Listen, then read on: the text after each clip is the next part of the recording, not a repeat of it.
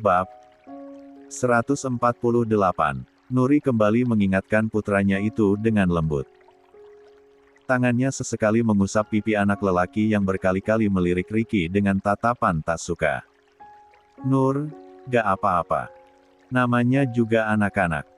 Lama-lama juga nanti dia akan ngerti.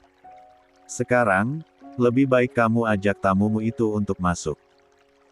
Kasian, pasti capek setelah perjalanan lumayan jauh. Ibunya Nuri yang semula hanya menyaksikan, mulai bersuara. Kang, mari masuk. Panas banget ini di luar, lanjut ibunya Nuri kebingungan menyematkan panggilan. Ayo, Mas, masuk. Ajak Raihan juga. Titah Nuri sembari mengambil Naufal ke dalam pangkuannya. Ricky mengangguk antusias. Ia menoleh sejenak pada Raihan sebagai kode untuk mengajak rekannya tersebut. Lalu keduanya pun berjalan memasuki rumah sederhana itu. Mengikuti Nuri yang sudah masuk lebih dulu. Silakan duduk, Mas. Leyeh-leyeh dulu meluruskan pinggang. Lumayan pegal soalnya di jalan, kata Nuri begitu mereka memasuki rumah. Iya, makasih, Nur. Ricky bergegas duduk di atas karpet yang terbentang di ruangan tersebut. Sebab memang tak ada kursi di ruangan itu. Pun dengan Raihan yang duduk bersila hampir berdampingan dengan Ricky. Maaf, ya. Tempatnya seadanya. Kami memang dari keluarga sederhana. Kursi pun gak ada. Nuri berkata sungkan. Ia tak enak pada kedua tamunya tersebut karena penyambutan yang begitu sederhana. Sebenarnya dulu ada kursi. Ia meski jelek-jelek juga lumayan sekadar untuk duduk tamu. Tapi semenjak Naufal beranjak besar, dia sering loncat-loncat di atas kursi itu. Alhasil pada rusak, jebol. Ibunya Nuri memaparkan diakhiri tawa kecil. Namanya juga anak-anak, ya. Susah sekali dibilangin. Sekalinya dilarang ngamuk, suka tantrum. Iya, Bu, gak apa-apa. Ini juga sudah nyaman sekali, timpal Ricky sembari tersenyum. Keadaan sederhana seperti itu, tentu pernah dirasakannya juga dahulu kala. Silakan atuh minum dulu. Dicicipi juga suguhannya. Kebetulan hasil bikinan ibu sendiri. Maklum, namanya di kampung, jarang yang jualan, tita ibunya Nuri antusias. Wanita parubaya itu baru saja menyodorkan 3 gelas air putih dan 2 piring suguhan berupa nagasari dan kue awuk. Oh, iya, makasih, Bu. Kalau gitu, saya coba, ya. Kangen makanan-makanan khas seperti ini. Di kota sudah jarang. 73. Yang jual, timpal Ricky sambil mengambil satu buah nagasari lalu membuka bungkusnya yang terbuat dari daun pisang. Ayo coba, Ray.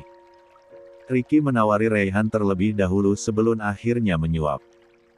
Menikmati setiap gigitan kue basah yang terbuat dari tepung dan disisipi potongan pisang di dalamnya itu. Raihan mengangguk. Namun ia memilih mengambil satu potong kue awuk. Kue yang berwarna merah putih dan terbuat dari tepung beras dan kelapa parut lalu dikukus tersebut. Maaf, ya, di sini mah serba sederhana. Mulai dari tempat sampai hidangan. Gak ada yang istimewa, ujar ibunya Nuri rendah diri. Enggak apa-apa, Bu. Yang penting nyaman. Malahan makanannya juga ini enak-enak. Sehat lagi karena tanpa pengawet, balas Ricky buru-buru. Matanya sesekali melirik Nuri juga Naufal yang duduk di pangkuan sang ibu. Bu, memang benar, ya, ibu mau menikah lagi. Kalau ibu beneran mau nikah, nanti Oval punya ayah tiri. Oval kan gak mau, Bu. Oval takut. Naufal berkata penuh kekhawatiran. Ia masih belum berani terang-terangan menatap Ricky, hanya mengintip sedikit-sedikit. Sayang, siapa yang bilang kalau ayah tiri jahat? Oval gak boleh bicara begitu ya. Ibu kan sayang sama Oval. Kalaupun ibu nanti nikah lagi, ibu pasti kasih Oval ayah tiri yang baik dan sayang juga sama Oval. Oval percayakan sama ibu. Timpal Nuri selembut mungkin. Nuri lupa, sebelum memutuskan untuk menikah lagi, ia harusnya meminta izin dulu pada sang putra. Karena sejatinya pernikahan dirinya kelak bukan untuk masa depannya semata tapi juga untuk putranya. Bapak yang bilang, Bu. Bapak bilang kalau Oval jangan mau punya ayah tiri. Nanti Oval dijahatin. Nanti Oval dipukul, gak disayangi, ungkap Naufal dengan sorot mata sendu. Mendengar pengakuan itu, hati Nuri mendadak panas. Ia geram bukan main atas kelakuan sang mantan suami. Maaf, Nur. Kemarin bapaknya Naufal memang kesini. Sepertinya dia dengar kasak-kusuk tentang rencana pernikahanmu. Kamu tahu sendiri, di desa kita, berita apa saja pasti akan heboh dan rame, ungkap ibunya Nuri. Rahmat memang sempat membawa Naufal jalan-jalan keliling kampung, tapi ibu gak tahu kalau ternyata dia ngomong macam-macam sama anakmu, lanjut wanita yang wajahnya nampak lebih tua dari usianya itu. Astagfirullah, Kang Rahmat. Bisa-bisanya dia meracuni pikiran anaknya sendiri. Padahal dia sendiri yang jahat. Gak bertanggung jawab sama anak sendiri sampai-sampai harus aku yang cari nafkah. Padahal istrinya sendiri yang jahat sampai-sampai semua uang Kang Rahmat dikuasai, sementara anak kandungnya gak kebagian, ujar Nuri dengan tangan mengepal. Sekarang, giliran aku mau memulai hidup baru, dia malah bicara yang tidak-tidak. Entah apa maksudnya, lanjut Nuri geleng-geleng kepala tak habis pikir. Sudahlah, Nur. Abaikan saja. Jangan terlalu dipikirkan. Lebih baik kamu fokus pada masa depanmu dan Naufal, timpal ibunya Nuri bijak. Masalahnya dia bicara yang tidak-tidak pada Naufal, Mak. Dia meracuni pikiran Naufal. Gak sadar diri, padahal dia yang jahat, balas Nuri kesal. Ya sudah. Nanti lagi kalau bapaknya Naufal datang lagi ke sini, ibu gak izinkan dia untuk ketemu Naufal. 74. Gimana? Kamu setuju? Tanya ibunya Nuri. Astagfirullah, Mak. Ya gak gitu juga. Nuri gak mau berdosa karena menyulitkan hubungan ayah dan anak. Apalagi sampai memutuskan hubungan darah. Meski bagaimanapun, Kang Rahmat adalah ayah kandungnya Naufal, cegah Nuri buru-buru. Begini saja, emak cukup beri peringatan yang tegas agar Kang Rahmat tak lagi bicara macam-macam. Emak ancam saja, kalau dia berani bicara yang tidak-tidak lagi, emak gak akan izinkan dia untuk bertemu dengan Naufal, lanjut Nuri memberi saran. Baiklah kalau gitu. Lagian, biasanya juga tuh laki jarang banget datang ke sini buat nemuin anaknya. Tumben-tumbenan kemarin datang bawain makanan segala. Emak pikir dia mungkin sudah mulai terbuka jalan pikirannya. Ternyata cuma punya niat jelek, timpal ibunya Nuri gemas. Ya sudah gak apa-apa, Mak. Sudah terlanjur. Jadikan pelajaran aja buat kedepannya, balas Nuri mengakhiri pembahasan tentang sang mantan suami. Mas, barangkali mau istirahat, ayo, aku antar ke kamar. Kasian Raihan, pasti kelelahan abis nyetir, tawar Nuri. Sambil nunggu waktu asar. Nanti abis asar, bisa jalan-jalan keliling kampung, lanjutnya bersemangat. Boleh deh. Ayo, Ray. Ajak Ricky sambil bangun dari duduknya. Bu, permisi dulu, ya. Riki sempat menyapa ibunya Nuri sopan. Iya silakan, balas ibunya Nuri diikuti anggukan kepala. Naufal, mau temenin Om Riki ke kamar gak? Riki pun sempat menghampiri anak laki-laki yang kini tengah memegang mainan mobil menobilan di tangannya. Anak itu langsung menggeleng kencang.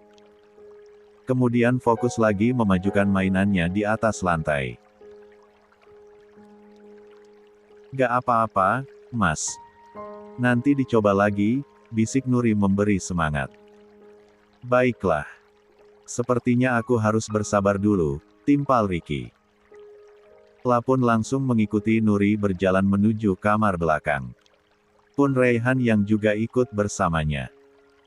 Silakan, Mas, ini kamarnya. Maaf seadanya. Kata Nuri sambil menyingkap gorden yang menutupi kamar. Kamar yang tak memiliki pintu tersebut. Hingga menampilkan kondisi di dalamnya. Di mana hanya ada sebuah tempat tidur sederhana juga lemari plastik di sampingnya. Gak apa-apa. Ini juga sudah nyaman. Balas Riki. Oh, iya, Mas. Barangkali nanti mau ke kamar mandi, tinggal ke belakang saja. Letaknya ada di sebelah dapur, lanjut Nuri menerangkan. Siap. Aku masuk, ya. Balas Riki sambil melangkah masuk ke kamar. Bergantian dengan Raihan. Setelahnya, gorden yang menjadi penutup kamar itu kembali ditutup. Akhirnya bisa meluruskan pinggang. Riki langsung berbaring di atas kasur dengan dipan kayu tersebut. Meletakkan kedua tangannya di belakang kepala dan dijadikan bantalan.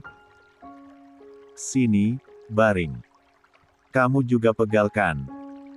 Riki menepuk bagian kosong di sampingnya. Raihan mengangguk lalu ia duduk di tepian kasur. Meluruskan kedua kakinya sementara kepalanya bersandar di 75. Kepala dipan. Berselang 2 jam lamanya, azan asar berkumandang. Riki dan Raihan pun kembali keluar kamar. Nur, maaf, masjid di mana ya? Aku sama Raihan mau ke masjid. Riki menghampiri Nuri yang sedang sibuk di dapur. Menyiapkan makanan untuk menu makan mereka nanti. Oh, masjid. Mas tinggal lurus saja, kalau nanti ada pertigaan belok kiri.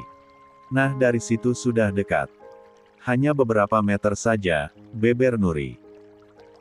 Oke. Kalau gitu, aku tinggal dulu, ya. Balas Riki sambil berbalik. Menghampiri Raihan yang sudah menunggu dirinya di depan. Nur, emak mau tanya. Memangnya kamu sudah yakin mau nikah sama dia? Kamu baru mengenal dia beberapa bulan ini. Belum sampai setahun. Memang kamu gak takut gagal lagi? Ibunya Nuri bertanya pelan. Ujung matanya sesekali melirik ke arah pintu dapur, khawatir orang yang sedang dibicarakannya tiba-tiba muncul. Insya Allah, Mak. Meski belum mengenal Mas Riki tahunan lamanya, tapi Nur yakin kalau dia lelaki yang baik. Lelaki yang sangat menghormati perempuan juga mempunyai tanggung jawab yang tinggi, jawab Nuri percaya diri. Amin. Semoga saja ya, Nur. Emak trauma soalnya lihat kamu disakiti dan disia-siakan seperti dulu. Emak juga kasihan lihat Naufal. Kedua orang tuanya masih komplit tapi sudah seperti yatim piatu. Bapaknya gak peduli sedangkan kamu harus berjuang mencari nafkah, timpal ibunya Nuri dengan sorot mata penuh kekhawatiran.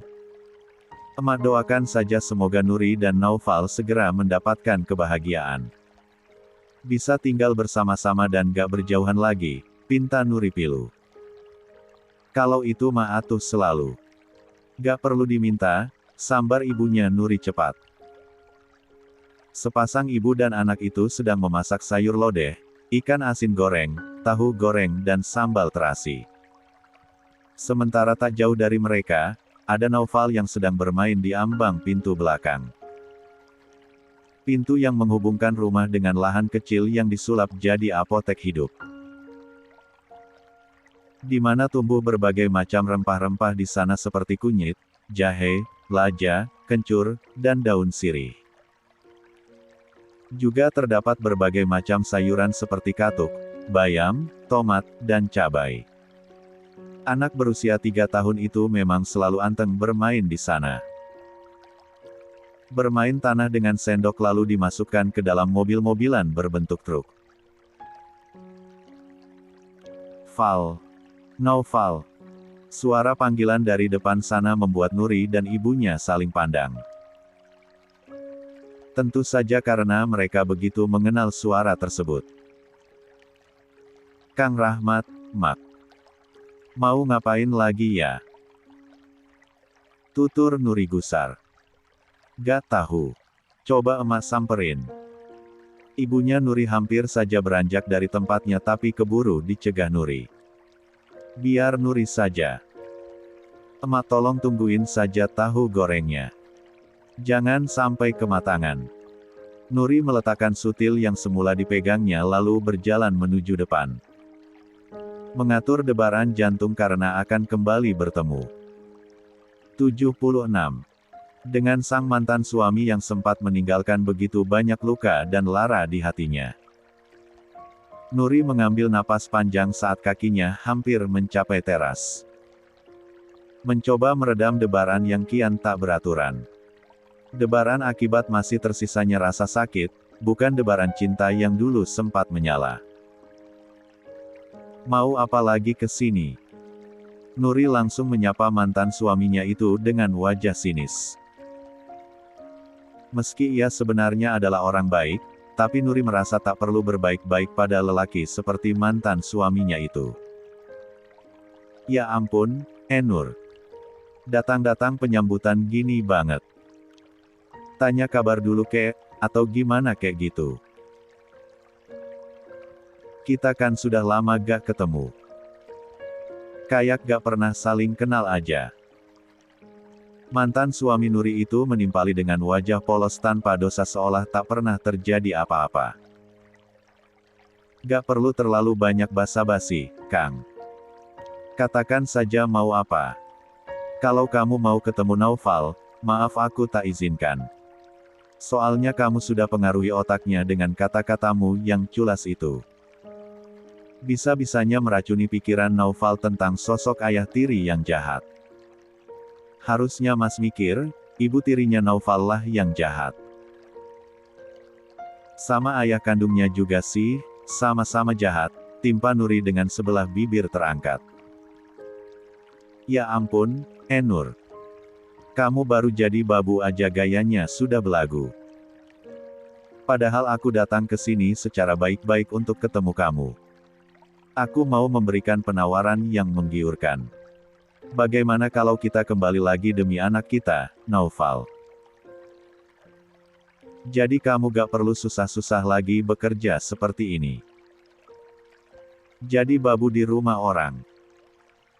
Duh, memalukan. Rahmat geleng-geleng kepala diakhiri decakan kecil. Lebih baik kamu kembali sama aku. Jadi kamu bisa duduk di rumah dan cuma ngurusin Naufal doang. Bagaimana? Lanjut Rahmat dengan senyum menggoda. Kang, kamu ini gak berubah-ubah. Dulu, waktu aku masih jadi istrimu, Akang nekat nikah lagi sama wanita lain. Sekarang, masih jadi suami wanita lain, berani-beraninya ngajak nikah sama aku. Heran. Di mana otakmu kamu tinggal, Kang? Apa Akang gak ikut ngantri waktu lagi pembagian otak? Sindir Nuri tajam. Ayolah, Nur. Demi anak kita, Naufal. Kasihan dia gak mendapatkan kasih sayang kedua orang tuanya. Kita jangan jadi orang tua egois yang mementingkan kebahagiaan diri sendiri tapi mengesampingkan kebahagiaan anak, bujuk Rahmat tak tahu malu. Kamu lagi bicarain siapa sih, Kang? Diri Akang sendiri ya. Kan yang egois itu Akang. Gak hujan gak angin tiba-tiba nikah lagi padahal anak masih sangat kecil. Sekarang, giliran aku yang juga mau cari kebahagiaan, timpal Nuri sengit. Cek, jadi kamu serius mau buru-buru nikah lagi? Aku pikir cuma gosip doang. Taunya beneran ya? Tanya Rahmat seolah masih ragu. Tapi dengar-dengar, kamu mau nikahnya mau ke sesama babu, iya? Duh, kasihan. Daripada nikah sama orang rendahan yang cuma jadi pesuruh, lebih baik balik lagi sama aku. Aku janji deh, kalau kamu mau, aku akan ceraikan istriku yang sekarang. Toh belum punya anak ini. Aku juga janji, akan menuruti semua keinginan kamu. Ya, mau ya.